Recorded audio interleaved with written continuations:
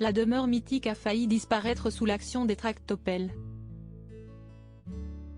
La maison de Marilyn Monroe à Los Angeles a été récemment rachetée par le Trust Glory of the Snow, qui a obtenu un permis de démolition de la dernière maison dans laquelle a vécu l'actrice américaine devenue une véritable icône. Mais, la veille de la destruction, l'information est remontée aux fans de Marilyn Monroe et la ville de Los Angeles.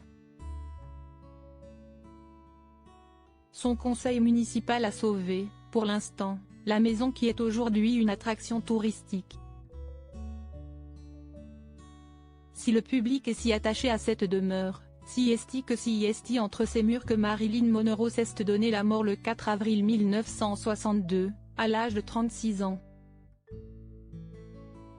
Vendredi 8 septembre, le conseil municipal a voté à l'unanimité le lancement d'une procédure pour que la demeure devienne un monument historique et culturel.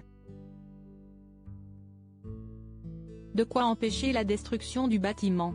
Chaque détail de la maison, des plafonds aux poutres apparentes aux carreaux qu'elle a choisis à la main lors de ses voyages à travers le monde, reflète son caractère personnel, a justifié Tracy Park, conseiller municipal interrogé par nos confrères de Reuters. Marilyn Monroe, combien coûte sa célèbre maison? Cette maison est l'équivalent de Graceland. C'est cet endroit où les gens vont se souvenir de Marilyn, estime de son côté Scott Fortney, fan et gérant de la Marilyn Monroe Collection, faisant pour nos confrères américains de CBS Los Angeles le parallèle avec la mythique demeure d'Elvis Presley. C'était là qu'elle était heureuse et qu'elle voulait vraiment commencer quelque chose de nouveau, un nouveau chapitre de sa vie. Marilyn Monroe avait acquis cette demeure du quartier de Brentwood après son divorce avec Arthur Mier. La propriété de plein pied de 270 mètres carrés lui avait alors coûté 77 000 $.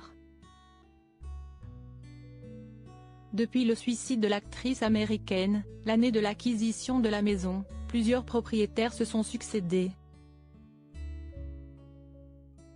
Le Trust Glory of the Snow aurait acquis la dernière demeure de Marilyn Monroe cette année, déboursant, selon le Los Angeles Times, la somme 8,35 millions de $ au Trust. Crédit Photo, agence.